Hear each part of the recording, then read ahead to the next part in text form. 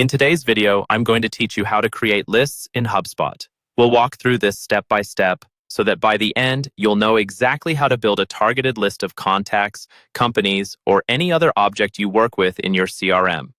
First, start in your Hubspot account and head over to the CRM section. From there, look for the area where you manage segments or lists. This is where you'll be able to group records based on shared characteristics or behaviors. Open that section, and you should see an option to create a new segment or a new list.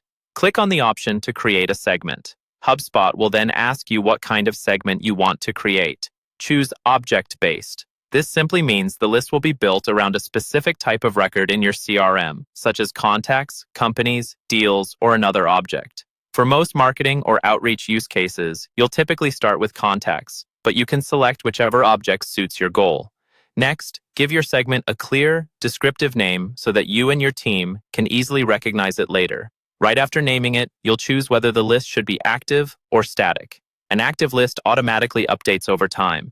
Whenever a record matches your criteria, it's added. If it no longer matches, it's removed. A static list is a snapshot in time and does not update automatically after it's created.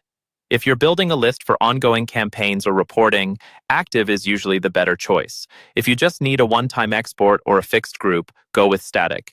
Once you've named the list and selected active or static, click Next to move on to defining your criteria. Here, you'll add filters that determine who or what appears in your segment. Click Add Filter. You'll see options to filter by properties or by activities. Properties include things like lifecycle stage, industry, country, or any custom fields you've set up.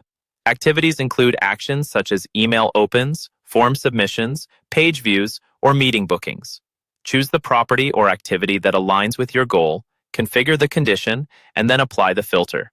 You can stack multiple filters to make your segment more precise. As you do this, keep an eye on the preview of matching records to make sure the list looks correct.